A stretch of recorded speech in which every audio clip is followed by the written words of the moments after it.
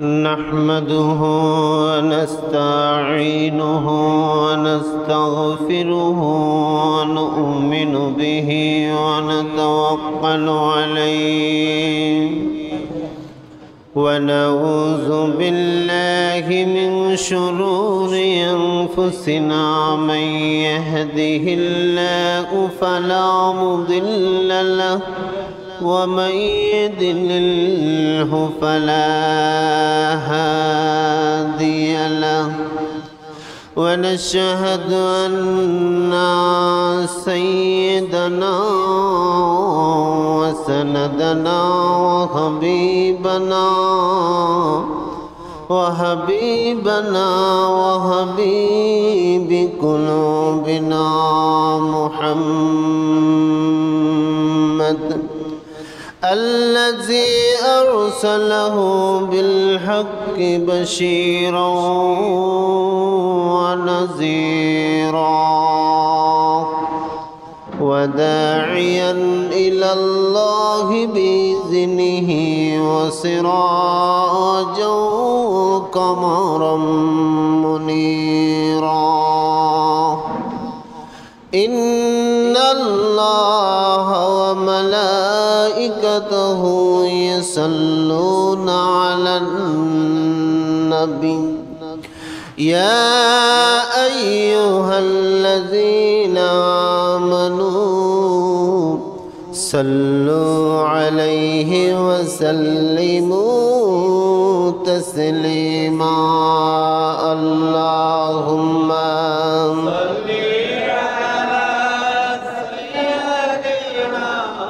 مولانا محمد وعلى آل سيدنا ذل القدر صحابيرا রক্ত দিলেন জমিনে দয়াল নবীর দন্দান শহীদ জঙ্গে উহুদ ময়দানে আল্লাহুম্মা সাল্লি আলা মাওলানা মুহাম্মদ ওয়া আলা আলি সাইয়্যিদিনা বনের পশুরা ডেকে বলেন আজকে মোদের খুশির দিন এই জমিনে তশরিফ আনলেন রাহমাতাল লিল আলামিন আল্লাহুম্মা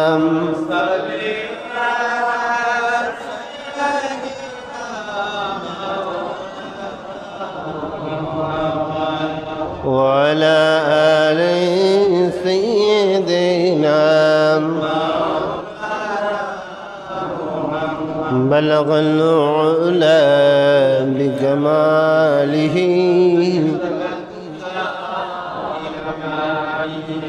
حسنت جميع خصاله الذي أرسله بالحق بشيرا ونذيرا وداعيا إلى الله بإذنه وسراجا منيرا بلغ العلا بكماله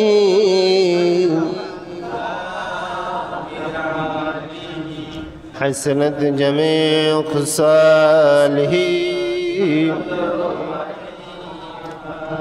मुझे कुछ मिले या ना मिले मोहम्मद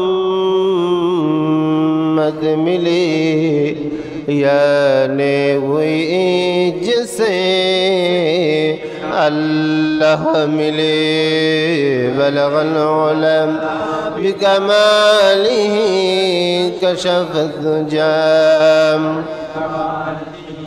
حسنت جميع خصاله আমার একটা স্বপ্ন পূরণ করো, আমার একটা স্বপ্ন পূরণ করো গো দয়াময়।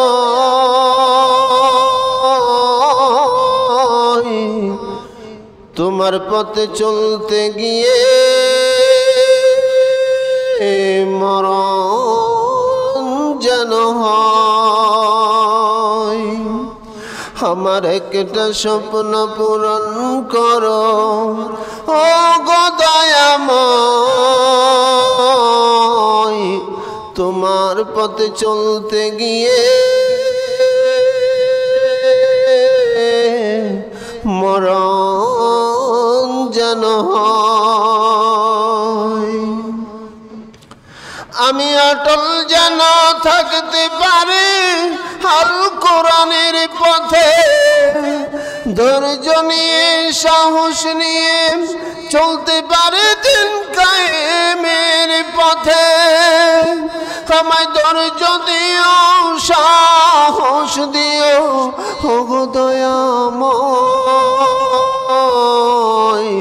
তোমার পথে চলতে গিয়ে না পাই যেন ভয়। আমি আমার একটা স্বপ্ন পূরণ করো ও গো দয়াময়। তোমার পথে চলতে গিয়ে মরণ যেন হয়। আমার একটা স্বপ্ন পূরণ করো ও গো দয়াময়। তোমার পথে চলতে গিয়ে মরণ যেন হয়। সকলে বলেন আমিন। আল্লাহর পথে থেকে আল্লাহ তাআলা আমাদের যাতে মৃত্যু দেয়, রমজান মাসে আমাদের আল্লাহ তাআলা যাতে মৃত্যু দেয়, আল্লাহর প্রিয় বান্দা করে আল্লাহ যাতে আমাদেরকে মরণ দেয়। সকলে বলেন আমিন। মরা যেহেতু লাগবে, মাবুদকে খুশি করে যদি মরতে পারি, এটাই আপনার আমার জীবন ধন্য। দুনিয়ায় কেউ আমরা থাকতে পারবো না, দুনিয়ায় কেউ আমরা থাকতে পারবো। আমার আলোচনার শুরুতে আপনাদেরকে সালাম দিয়ে ধন্য করছি। আসসালামু আলাইকুম ওয়া রাহমাতুল্লাহি ওয়া বারাকাতুহু। সম্মানিত হাজিরিন, যে প্রসঙ্গটা অপ্রসঙ্গক্রমে চলে আসলো, ওই বিষয়ে দুই একটি কথা বলি। মুসা নবীর কাছে মালাকুল মাউত আজরাইল আলাইহিস সালাম আসলেন। আল্লাহর ওয়ার্ডার হইল সকল পয়গম্বরদের কাছে গেলে সর্বপ্রথম কি দিতে হবে? সালাম দিতে হবে। কি দিতে হবে? এবং কি জান্নাতি লোক যদি মারা যায়, যদি লোকটা নেককার হয়, তাকে দুনিয়ার মানুষ কবরে রাখার পরে তার কবরে কয়জন ফেরেশতা আসবে? কয়জন? দুইজন। কয়জন? দুইজন ফেরেশতা আসবে। সম্মানিত ফেরেশতা এসে তাকে প্রশ্ন করবে, মা রব্বুকা ওয়া মা দীনুকা হাজার রাজুলু, অথবা ওমান নাবিয়ুকা। যে তিনটা প্রশ্ন করবে। কয়টা প্রশ্ন? এই তিনটা প্রশ্ন করার পূর্বেই, আগেই যদি লোকটা নেককার হয়, তাকে সর্বপ্রথম তার ভিতর রূহ দেওয়া হবে। কি দেওয়া হবে? রূহ দেওয়ার পরে লোকটা একটা হাসি দিবে। কি দিবে? হাসি দিবে। এই জন্য হাসি দিলে কি বলে? আলহামদুলিল্লাহ। যখন লোকটা হাসি দেওয়ার পরেই লোকটার জবান দিয়ে অটোমেটিক বের হয়ে যাবে আলহামদুলিল্লাহ, তখনই শয়তান কবরে হাজির থাকবে। নাউজুবিল্লাহ বলেন। কবরে হাজির থাকে, সে ব্যাটকাইব, গাল ভেঙ্গাইব। যতই ধোঁকা দেওয়ার চেষ্টা করলাম, পারা গেল না। এই লোকটা কবরে আসার পরেও কাকে বলে নাই? আল্লাহকে বলে নাই। হাসি দেওয়ার পরেই লোকটা সাথে সাথে বলবে আলহামদুলিল্লাহ। ফেরেশতারা তখনই বলবে, ও আল্লাহর প্রিয় বান্দা, তোমাকে আল্লাহর পক্ষ থেকে সালাম। সুবহানাল্লাহ বলেন। শুধু যে একজন একজনকে সালাম দিবেন তা না, নেককার বান্দাকে সালাম দেয় কে? সালামুন কওলাম মির রাব্বির রহিম। আল্লাহ তাআলা সব নেককার বান্দাকে সালাম দিয়েছেন। সালামুন আলা মূসা ওয়া হারুন, সালামুন আলা ইলিয়াসিন, সালামুন আলাইকুম তিবতুম ফাদখুলুহা খালিদিন। নেককার বান্দাকে আল্লাহ তাআলা সালাম দিবে। ঠিক মূসা নবীর দরবারে গৃহে মালাকাল মাউত আজরাইল আলাইহিস সালাম প্রবেশ করলো। এই দিন আজরাইল একটু ভাব নিল, ভাব নিজেকে একটু হেড়ম দেখাইলো, কে? আমি মালাকাল মাউত আজরাইল। কেন আইছো? আমরা জান কবজ করার জন্য আসছি। আচ্ছা, এখানে আজরাইলের কথার ভিতরে ভুল আছে। জান কবজ করার জন্য এসেছেন না জান কবজ করার জন্য পাঠানো হয়েছে? কিন্তু উনি সেটা না বলি বলতেছেন জান কবজ করার জন্য এসেছি।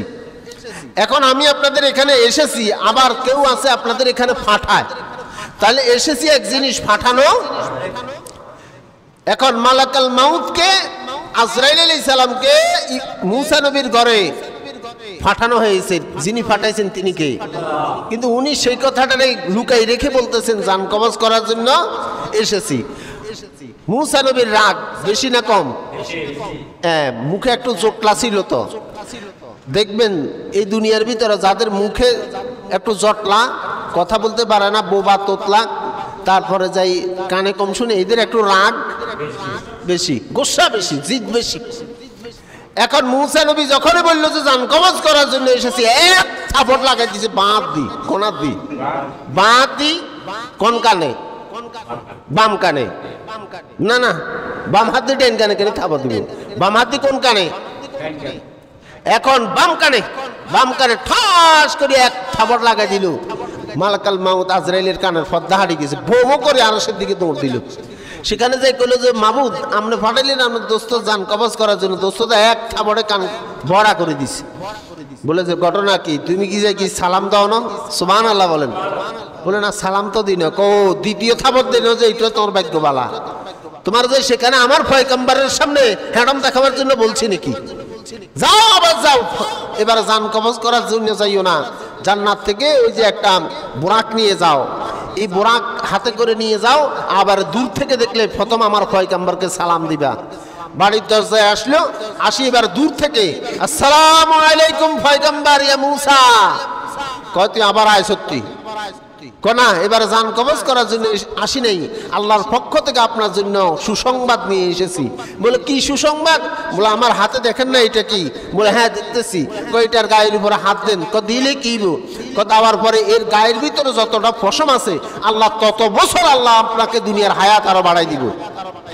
পয়গম্বর মূসা এর পরে কি হইব? এত বছর পাইলে আমারি, লক্ষ লক্ষ কোটি কোটি বছর পাইলে আমারি, এর পরে কি হইব? এর পর হইল আপনার মরণ হবে। তাহলে দুনিয়া এত বেশি থাকার দরকার নেই। দুনিয়া বেশি থাকার লোভ যাদের, তারা হলো শয়তান। দুনিয়া বেশি থাকার লোভ যাদের অন্তরের ভিতরে, এরা হচ্ছে শয়তানি খাসলত। মুমিনের খাসলত দুনিয়ায় নয়, মুমিনের খাসলত হচ্ছে আখিরাত।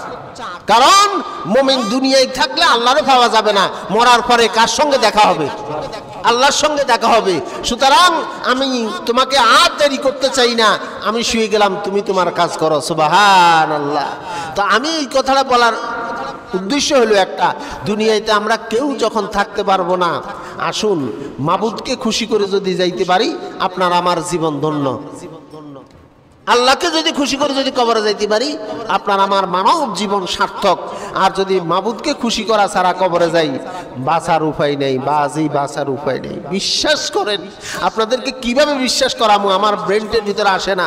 আল্লাহ যদি অগাধ যদি যোগ্যতা আমারে দিত, আমি আপনাদের প্রত্যেকের পায়ে পায়ে ধরি বলতাম যে বাজি অন্যায় করিয়ে না, দুনিয়াটা মিথ্যা, দুনিয়াটা মিথ্যা।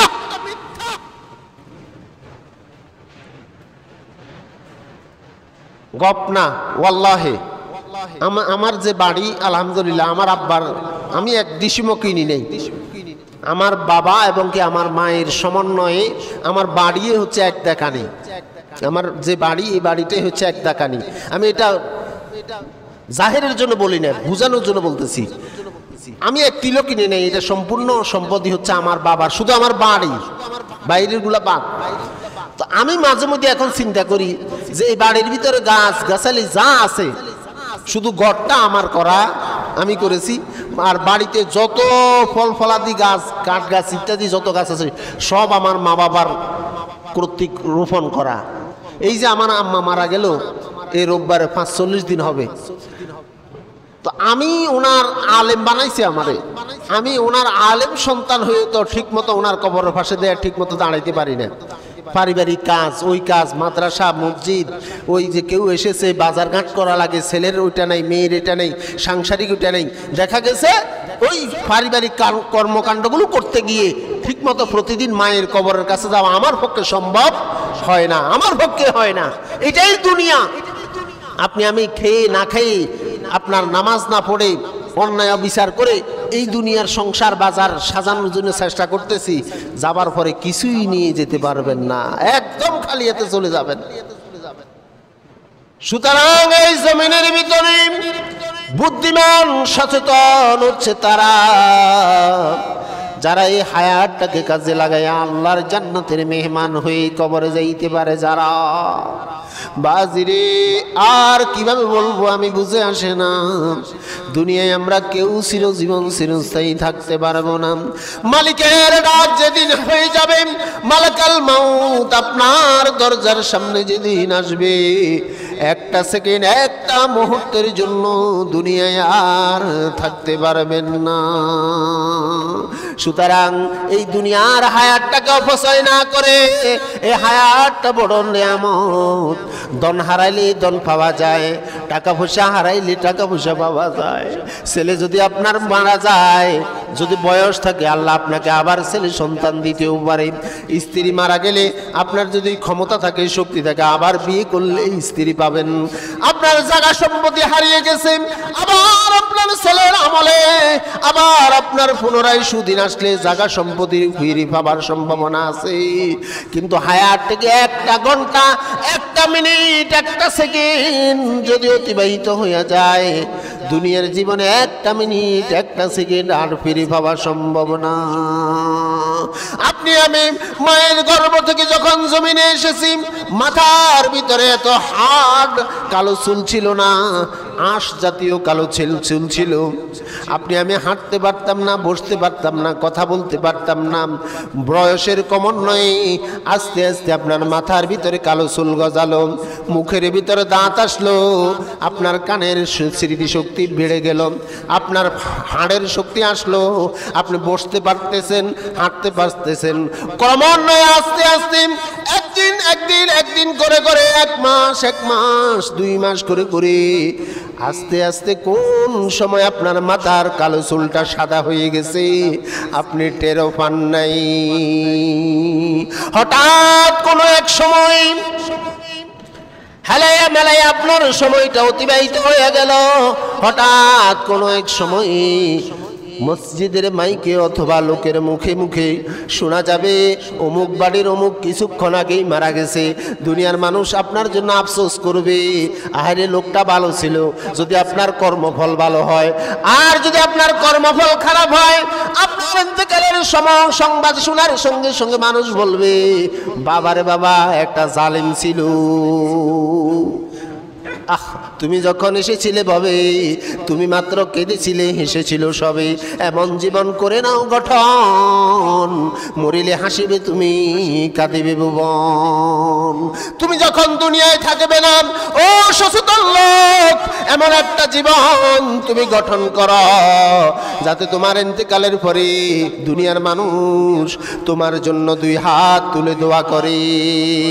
যদি আপনার কর্মফল ভালো হয়, মানুষের কানে আসার সঙ্গে সঙ্গে মানুষ অটোমেটিক বলবে, আরে লোকটা নামাজি ছিল, লোকটা দানবীর ছিল, লোকটা ভালো ছিল, লোকটা সৎ ছিল, লোকটা হকের উপরে ছিল, লোকটা ন্যায় নীতির উপরে অটল ছিল।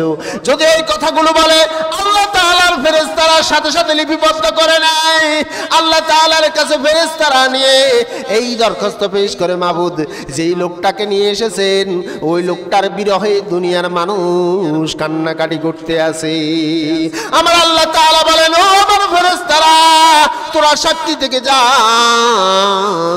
দুনিয়ার মানুষ আমার যেই বান্দাটাকে ভালো বলে স্বীকৃতি দিল, আমি আল্লাহ আমার ওই বান্দাকে জান্নাতি বলে স্বীকার করে নিলাম। সুবহানাল্লাহ।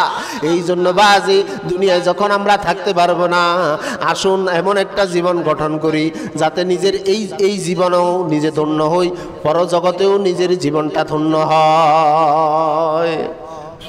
আপনি মনে করেন দুনিয়ায় মরে যাব, ফসে যাব, গলে যাব, যা পারি তা লুটি খাই খাই, তারপর মরার পরে যা হইব, মরার পরে যা হওয়ার বুঝবেন, মরার পরে বুঝবেন, মরার পরে বুঝবেন, জীবন্ত অবস্থায় বুঝবেন না। সম্মানিত হাজিরিন, গত শনিবার রাত্রে আপনার ইসরায়েলে হামলা হয়েছে, এটা আপনারা শুনছেন না? কে করছে? ইরানে। ইরানে শনিবার রাত্রিতে আপনার ইসরায়েলে হামলা করেছে। এই হামলা করার কয়েক ঘন্টা লাগে নাই, কয়েক মিনিটের ভিতরে পশ্চিমা বিশ্বের লাল কুত্তারা একসাথ হয়ে জরুরি মিটিংয়ে অবতরণ হয়েছে। জরুরি মিটিং সভা তারা ডাক দিয়েছে যে ইরানের বিরুদ্ধে অ্যাকশন নেওয়ার জন্য। যে ইরানের উপরে তো আপনার ইসরায়েলে হামলা করে নেই, ইসরায়েলে হামলা করেছে কোথায়? ফিলিস্তিনে। এখন ফিলিস্তিনে যদি ইসরায়েলে হামলা করে, ইরান কেন তাদের উপরে হামলা করলো? আমি লাল কুত্তাদের উদ্দেশ্যে একটাই কথা বলি। গতকালকে আমাকে আমার এক ভাই, সেও মুসলমান, আমি নাম নাই বললাম, তার সাথে আমার ফেসবুক, ইউটিউব, তারপরে বিভিন্ন জায়গায় অ্যাড আছে, ওনাকে আমি ছোট করতে চাই না, উনিও একই কথা বললো, অথচ মুসলমানের সন্তান, যে ইরানের সঙ্গে তো আর ইসরায়েলের শত্রুতা না, শত্রুতা হইল কার সাথে? ফিলিস্তিনের সাথে। তাহলে ইরান কেন এখানে মাথা দিল? তুরস্ক কেন মাথা দিল? আবার সৌদি আরব কেন মাথা দিল? আমাদের বাংলাদেশের প্রধানমন্ত্রীও কেন মাথা দিল? বিশ্বের সকল মুসলমানেরা, কিছু কিছু মুসলমান হয়তো বাদ গেল, সেটা আমি নাম নাই বললাম, এটা আল্লাহ তাদেরকে হেদায়েত করুক। তবে অধিকাংশ মুসলমান রাষ্ট্রগুলো এখন পক্ষ নিয়েছে কার? ফিলিস্তিনের। কার? ফিলিস্তিনের পক্ষ নিয়েছে। কারণটা কি? আমি তাকে তিনটা কারণে বললাম যে মুসলমানেরা আজকে ফিলিস্তিনের পক্ষ নেওয়ার কারণ হচ্ছে কয়টা? তিনটা। এক নম্বর কারণ হলো আপনার শরীরের কনিষ্ঠ আঙ্গুলে একটা লোহার আপনার জলে ঢুকে গেছে। আঙ্গুল জলে ঢুকছে কোথায়? পায়ের কনিষ্ঠ মানে কান্না আঙ্গুলে জলে ঢুকছে। এখন জলে ঢুকার পরে জলে ঢুকেছে পায়ে, চোখের পানি আপনার কষ্টের কারণে পানি বাইর হচ্ছে কোথায় দিয়ে? চোখ দিয়ে। এখন আমি প্রশ্ন করলাম, কাঁটা ঢুকেছে, জলে ঢুকেছে পায়ে, কিন্তু ওখান দিয়ে পানি না বাইর হয়ে কষ্ট না লাগে পুরা শরীরের ভিতরে কেন কষ্ট লাগতেছে? তখন এই পা আমাকে মুচকি হেসে বলতেছে, আরে গাধা, এই যে পায়ের ভিতরে জলে ঢুকেছে এটা তো আমার শরীরের একটা অংশ। এই আমার এই কনিষ্ঠ আঙ্গুল এবং কি 5 আঙ্গুল সমন্বয়ে এটা আমার হাতের একটা, শরীরের একটা কি অংশ, এটা আমার শরীরের অংশ। সারা বিশ্বের যত জায়গায় মুসলমান লাঞ্ছিত হবে, আমি যদি বাংলাদেশে থাকি, তুরস্কে যদি কোনো মুসলমানের উপরে নির্যাতন হয়, আমি এখান থেকে প্রতিবাদ জানাইতে হবে। কোন কারণ? একটাই কারণ, সে হচ্ছে আমার জাতি ভাই। সে হচ্ছে কি? আমার জাতি ভাই। তার কালিমা আর আমার কালিমা এক কালিমা। তার কালিমা হচ্ছে লা ইলাহা মুহাম্মাদুর। তাহলে তার কালিমা আর আমার কালিমা এক কালিমা। তার কোরআন আর আমার কোরআন এক কোরআন। তার নামাজ আর আমার নামাজ এক নামাজ। তার ইসলাম আর আমার ইসলাম এক ইসলাম। এই জন্য ফিলিস্তিনে মুসলমান লাঞ্ছিত হওয়ার কারণে ইরানে সমুচিত জবাব দেওয়ার চেষ্টা করেছে। দুই নাম্বার কারণ হচ্ছে যে যেই কারণে আপনার ফিলিস্তিনে হামলা, ইসরায়েলে হামলার করার চেষ্টা করেছে, বিশ্বের মুসলমানগুলো আজ ইসরায়েলকে নিন্দা জানাচ্ছে। কারণটা কি? এই দ্বিতীয় নাম্বার কারণ হচ্ছে আপনার মানবতা। এখন যেরকম আপনারা লাল কুত্তারা একসাথে ইরানের বিরুদ্ধে সমুচিত জবাব দেওয়ার জন্য আপনারা চেষ্টা করতেছেন। আচ্ছা বলেন তো, ইসরায়েলে আজকে বছরকে বছর ফিলিস্তিনের মানুষের উপরে যে নির্যাতন করতেছে, তখন আপনাদের মানবতা কোথায় ছিল? তখন আপনাদের এই সচেতনতা কোথায় ছিল? তখন আপনাদের এই জরুরি বৈঠকগুলো কোথায় ছিল? তবে বিশ্বের মুসলমান গুলোকে আমি আজকে আহ্বান জানাবো, আপনারা এক হয়ে যান। মনে রাখবেন সব লাল কুত্তা হিয়ালের ভাই। ইহুদি বলেন, নাসারা বলেন, খ্রিস্টান বলেন, হিন্দু বলেন, বৌদ্ধ বলেন, অমুসলিম যত জাতি গোষ্ঠী আছে, কেউ মুসলমানের বন্ধু নয়, বরং এরা শত্রু। বরং এরা কি? শত্রু। ভারতে এখন ইসরায়েলের পক্ষ নিয়েছে, ভারতে ইসরায়েলের পক্ষ নিয়েছে, আমেরিকা ইসরায়েলের পক্ষ নিয়েছে, আপনার বিভিন্ন শক্তিধর যত রাষ্ট্রগুলো আছে তারা ইসরায়েলের পক্ষ নিয়েছে। তবে মুসলমান, কিছু মুসলমান আছে ডাইরেক্ট ইসরায়েলের পক্ষ না নিলেও বিতর্কত ইসরায়েলকে সাপোর্ট করে বসে আছে। যারা ইসরায়েলকে সাপোর্ট করে বসে আছে, আপনি ব্লাড টেস্ট করেন, তার রক্তের ভিতরে ভাইরাস আছে, সে মুমিনের রক্তে তার জন্ম হতে পারে না। যেহেতু এই ইসরায়েলের আক্রোশনে রমজান মাসে মানুষ খাওয়া খেয়ে রোজা রাখতে পারে নাই, ঈদের দিন আপনি আমি আনন্দ করতেছি, উল্লাস করতেছি, অথচ ফিলিস্তিনের মানুষ জামাতবদ্ধভাবে নামাজ আদায় করতে পারে নাই। তৃতীয় নাম্বার কারণ, এই ফিলিস্তিনের ভিতরে শুধু ফিলিস্তিনে যে ইরানে যে ফিলিস্তিনকে সাপোর্ট করেছে বা ইসরায়েলের উপর হামলা করেছে, এর তৃতীয় নম্বর আর একটা কারণ আছে। আপনি যদি মুসলমান হন, আপনি যদি বাবার মায়ের বৈধ সন্তান হন, আপনি যদি মা বাবা অস্বীকার করেন, ছেলে যে কি বৈধ সন্তান না অবৈধ সন্তান? বুঝেন নাই কথা? আপনি যদি আপনার মা বাবার বৈধ সন্তান হন, তাহলে আপনাকে মা বাপ স্বীকার করা লাগবে কি লাগবে না? যাতে মা বাপ স্বীকার করে না, ইজা কি বৈধ সন্তান না অবৈধ সন্তান? অবৈধ সন্তান। যেহেতু এর মাও নাই বাপও নাই, এত আর মার মাও নাই বাপও নাই, তো তুই ঐসুদ কেন? মা বাপ ছাড়া কি কেউ দুনিয়াতে আসে? যখন তোর মায়ের পরিচয় বাবার পরিচয় দিতে পারন না, তার মানে লিগে জন্মে কি আছে? আমার কথা কয় না, বেজাল আছে মিয়া, জন্মে বেজাল আছে। যেহেতু এর মার পরিচয় দেয় না, বাপের পরিচয় দেয় না, এর জন্মে কি আছে? বেজাল আছে। তাহলে মুসলমানের তৃতীয় নম্বর কারণ যে আপনার ফিলিস্তিনকে সাপোর্ট করা লাগবে, তৃতীয় নম্বর কারণ হচ্ছে মুসলমানের সর্বপ্রথম কেবলা কোন দিকে? কোন দিকে? মসজিদুল আকসা। কোনটা? মসজিদুল আকসা ছিল মুসলমানদের প্রথম কেবলা। মুসলমানদের প্রথম কেবলা মসজিদুল আকসা। তো আপনি যদি আপনার মুসলমানের প্রথম কেবলা হচ্ছে মসজিদুল আকসা, আপনি আমার মসজিদুল আকসার ভিতরে নিজে ঘেরাও করে রাখবেন, মুসলমানদেরকে সেখানে নামাজ পড়তে দিবেন না, মুসলমানদেরকে সেখানে প্রবেশ করতে দিবেন না, অন্য দেশের মুসলমান কি বসে বসে আঙ্গুল ছুঁড়বে নাকি? সময় এসেছে সমুচিত দাবাত দেওয়া হবে। ইরানেরও প্রধানমন্ত্রী, ইরানেরও প্রেসিডেন্ট বলেছে, যদি ইরানের উপরে পাল্টা আক্রমণ করা হয় 12 ঘন্টা লাগবে না, 12 মিনিটের ভিতরে এর প্রতি উত্তর দেওয়া হবে। 12 মিনিটের ভিতরে প্রতি উত্তর দেওয়া হবে। মুসলমান সিংহের জাত, মুসলমান সিংহের জাত ভুলে গেলে চলবে না। মুসলমান যতদিন মাথা উঁচু করে চলেছে, মুসলমান যতদিন বীরের মতো মাথাটাকে উঁচু করে রেখেছে, ততদিন মুসলমান ছিল সম্মানের। মুসলমান যখন বাতিলকে বন্ধু মনে করেছে, হিন্দু বাবুকে বন্ধু মনে করেছে, মুসলমান যখন তারপরে যে বেজাতিকে বন্ধু মনে করেছে, এই মুসলমানের ভিতরে ফোঁকা ধরেছে।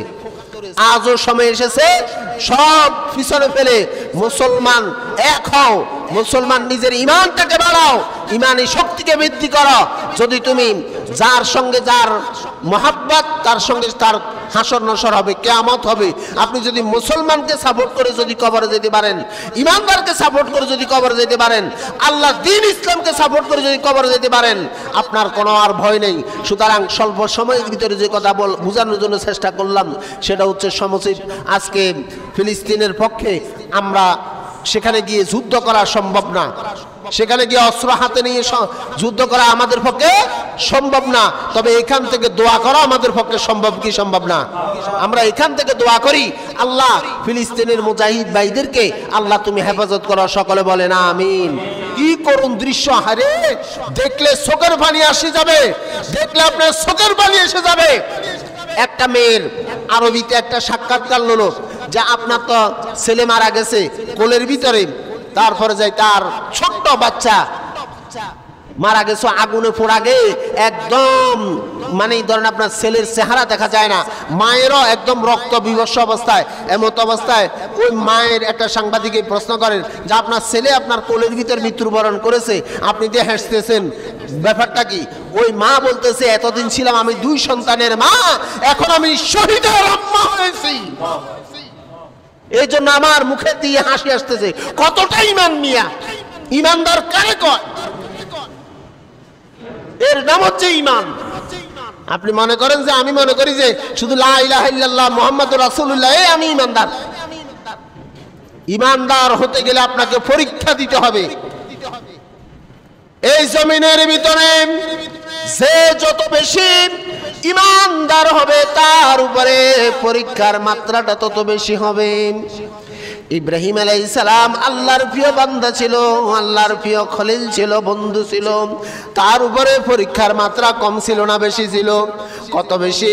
আগুনের ভিতরে তার ফেলে দেওয়া হলো। ঠিক মুসা নবীর উপরে পরীক্ষা এসেছে, জাকারিয়া আলাইহিস সালামের উপরে পরীক্ষা এসেছে, এমন কোন নবী নাই। দাউদ আলাইহিস সালামের জীবনে পরীক্ষা এসেছে, বিশ্ব নবী মুহাম্মদ রাসূলুল্লাহ সাল্লাল্লাহু আলাইহি ওয়াসাল্লামের জীবনেও পরীক্ষা এসেছে। এমন কোন মুমিন বান্দা নাই যে যত বেশি যে আল্লাহর কাছে যত বেশি প্রিয় তার জীবনে তত বেশি দুঃখ আছে কি নাই? তবে ইন্নাল্লাহা মা'আস সাবিরিন, ধৈর্য ধারণ করে আল্লাহর উপরে ইস্তেকামত রেখে যে এই সুখ দুঃখকে অতিক্রম করে নিজের জীবনটাকে অতিবাহিত করে আল্লাহর কবরে যেতে পারে, আল্লাহ তাআলা ডাক দিয়ে বলবেন, ইয়া আইয়াতুহান নাফসুল মুতমাইন্না ইরজিই ইলা রাব্বিকা রাদিয়াতাম মারদিয়া ফাদখুলি ফি ইবাদি ওয়াদখুলি জান্নাতি। যা আমার বান্দা, দুনিয়ায় থাকা অবস্থায় অনেক কষ্ট করেছ, অনেক নির্যাতন সহ্য করেছ, আজকে আর তোর কোনো কষ্ট নাই, তোর জন্য আমার জান্নাতের দরজা আমি খুলিয়া দিলাম। ফেরাউন আসিয়ারে কয়, আসিয়া মেহেরবানি করি আমি স্বামী হিসাবে তোর কাছে অনুরোধ করি, আমি তোরে রাজপ্রাসাদ চাস আমি তোরে বানাই দিমু, এমন কোন পৃথিবীর যত হীরা মুক্তা ফান্না আছে সব নিয়ে আমি তোরে সাজসজ্জা করে দিমু। আসিয়ারে মেহেরবানি করি তুই আল্লাহরে ভুলি যা, কারণ তুই আমার ঘরে থাকি যদি আমার আনুগত্য না করস তাহলে দুনিয়ার মানুষের কাছে তো আমি দাম পাইতাম না। ও আসিয়া, যদি তুই আমারে অস্বীকারও করস, আমারে নাও মানস, অন্তত মুখটা, কথা কয় না, অন্তত মুখটা বন্ধ রাখ, অন্তত মুখটা বন্ধ রাখ, কারণ তুই যেরকম তুই আমার ঘরে থাকি যদি আল্লাহর কথা কস তাহলে তো আমি মানুষের কাছে আমি যে আল্লাহ আমি যে খোদা এই দাবি করি আমি পাইতাম না, কারণ নিজের ঘরেই তো ঠিক নাই, নিজের ঘরেও তো ঠিক নাই। আসিয়ারে পৃথিবীর যা হীরা মুক্তা ফান্না যা কিছু চাস আমি তোরে দিতে বাধ্য, খালি মুখটা তুই বন্ধ রাখ। আসিয়া কয়, সারা পৃথিবীকে যদি আমার এক হাতের ভিতরে দাও তার বিনিময়ে আমি এক মুহূর্তের জন্য আমার আল্লাহকে ভুলে যেতে পারবো না। দুনিয়ার সব সুখ হচ্ছে ক্ষণস্থায়ী, আর আল্লাহর জান্নাতের সুখ হচ্ছে চিরস্থায়ী। সারা পৃথিবীকে আমার এক হাতে দিলেও আমি আল্লাহ ভুলে যেতে পারবো না। ফেরাউন রাগান্বিত হয়ে একটা চাবুক হাতে নিয়ে আসিয়ারে মারতে মারতে মারতে মারতে পুরা শরীরটাকে ঝাঁঝরা করে ফেলেছে। এই পুরা শরীরের ভিতরে রক্ত বের হচ্ছে, এমত অবস্থায় ওই ফাটা শরীরের ভিতরে লবণ আর পানি, লবণ আর মরিচের গুঁড়া দিয়ে আসিয়ার গায়ের উপরে মারা শুরু করলো। আসিয়া জীবন্ত অবস্থায়, আল্লাহ আর কত কষ্ট করতে হবে বাবু তোমাকে বাবার জন্য, আল্লাহ গো নিজের শরীরে তো আর মানায় না, আল্লাহ তুমি এবার দেখা দাও, আল্লাহ আমি আর সহ্য করতে পারি না, আল্লাহ আর কত ইমানের পরীক্ষা দিতে হবে রে মাবুদ। আল্লাহ তাআলা জিবরাইল আলাইহিস সালামকে বলে, ও জিবরাইল তাড়াতাড়ি একটা কাজ করো, তাড়াতাড়ি একটা কাজ করো, আমার আসিয়ার এখনো কয়েক মিনিট কয়েক ঘন্টা এখনো দুনিয়ার হায়াত বাকি আছে, মনে রাখবেন একটা সেকেন্ড আগেও মরবে না, একটা সেকেন্ড পরেও মরবে না, নির্দিষ্ট সময় হবে যখন মৃত্যু হবে তখন, এখনো কয়েক সেকেন্ড আমার আসিয়ার হায়াত বাকি আছে। এমত অবস্থায় আমার আসিয়া যদি কষ্ট স্বীকার না করতে গিয়ে যদি আমার আসিয়া যদি বেঈমান হইয়া যায়, লাশ মুহূর্তে যদি সে ঈমান হারা হইয়া যায়, একটা কাজ করো, আমার আসিয়ার কষ্টটাকে দূরীভূত করার জন্য একটা কাজ করো, আমার আসিয়ার সামনে গিয়ে তার পুরস্কার জান্নাতের নকশাটা তার সামনে ধরো, জান্নাতের নকশাটাকে ভিডিও করে আসিয়ার সামনে এনে ধরা হলো। আসিয়া ওই জান্নাতের নিয়ামতগুলো দেখতেছে, ঘুরে ঘুরে ঘুরে ঘুরে ঘুরে ঘুরে জান্নাতের নকশার দিকে তাকাইতেছে। নিজের শরীর থেকে যে রক্ত ফুটকি মেরে রক্ত বের হচ্ছে, রক্তের দিকে খেয়াল আর নাই, জান্নাতের দিকে খেয়াল। আসিয়া ধৈর্য ধরো আসিয়া, ইমানের পরীক্ষায় তুমি ফার্স্ট ক্লাস ফার্স্ট হয়ে গেছো। তোমার জন্য আল্লাহর জান্নাতের দরজা আল্লাহ খুলে রেখেছেন। ইমানদারের পরীক্ষা যত বেশি হবে, ভয়ের কোনো কারণ নেই, ভয়ের কোনো কারণ নেই। মুমিনের মরণ হয় কয়বার? ও বাজি, দুনিয়ায় যত কষ্টে থাকেন, অভাবে থাকেন, অনটনে থাকেন, যত রকমের বিপদ আপদ মুসিবতে থাকেন, কখন কালেও হারাম কাজে যাবেন না, কখন কালেও অন্যায় কাজে যাবেন না। আজকে রান্নার কিছু নাই, আপনার মনে রাখবেন রান্নার কিছু নেই। অন্যের ক্ষেতের ভিতরে আপনার ডাঁড়ার শাক দেখা যায়, অন্যের ক্ষেতের ভিতরে কদুর শাক দেখা যায়, লাউ শাক দেখা যায়, কুমড়ার শাক দেখা যায়। আপনি কি করলেন? রান্নার কিছু নাই, তাদের কাছ থেকে অনুমতি না নিয়ে এখানে তো অগাধ ডাঁড়ার শাক হয়ে রয়েছে, কুমড়ার শাক হয়ে রয়েছে। একটা কুমড়ার হাতা নিয়ে আপনার তরকারির লগে দিলেন। দিলেন কি? আপনার মাছ আপনার, তেল আপনার, পেঁয়াজ আপনার, রসুন আপনার, হলুদ আপনার, কিন্তু ডাঁড়ার শাকের একটা ফাতা কিন্তু অন্যের। এই একটা ফাতার কারণে পুরা হালাল জিনিস আপনি হারাম বানাইয়া দিছেন। 10 কেজি দুধের ভিতরে যদি 1 ফোঁটা সোনা পড়ে, 10 কেজি দুধে কি নষ্ট। সুতরাং যত কষ্টই থাকেন, হালাল জিনিস অল্প খান, হারাম কাজ থেকে দূরে সরার চেষ্টা করেন। আল্লাহ তাআলা আমাদেরকে দুনিয়ার ছোট্ট হায়াতটাকে হালাল পন্থায় ইসলামের আলোতে চলার তৌফিক দান করুক। সকলে বলেন আমিন। পরিশেষে আল্লাহর কাছে দোয়া করি, আজকে গরমের মাত্রা বেশি না কম? গত 2 দিন আগে আকাশ যেরকম ডাক দিছে, বাতাসে কিরকম হয়েছে? বাতাস হয়েছে না? বাতাস হয়েছে না? এখন বর্তমানে ফেসবুক, ইউটিউবে, বিভিন্ন টিভির মাধ্যমে আপনারা আরব গালফে বন্যা হচ্ছে, আপনারা সংবাদে পাচ্ছেন না? আল্লাহর কাছে ক্ষমা চাই, আল্লাহ এই সমস্ত প্লাবন, বন্যা, গজব থেকে আল্লাহ মুসলমানদেরকে তুমি হেফাজত করো। সকলে বলেন আমিন।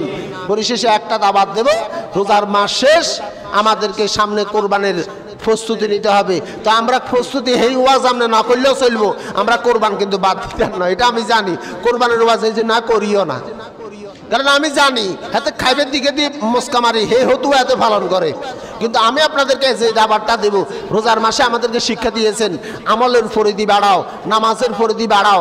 এই যে আজকে আপনারা আসলেন, নিরপেক্ষভাবে একটা উত্তর দেন। হয়তো আমার উপর আপনার মনে কষ্ট নেবেন, কিন্তু এটাই হক কথা। আল হক মরুন, হক কথা একটু তিতা লাগে, কিন্তু না বললে, এখানে বললে আপনারা নারাজ।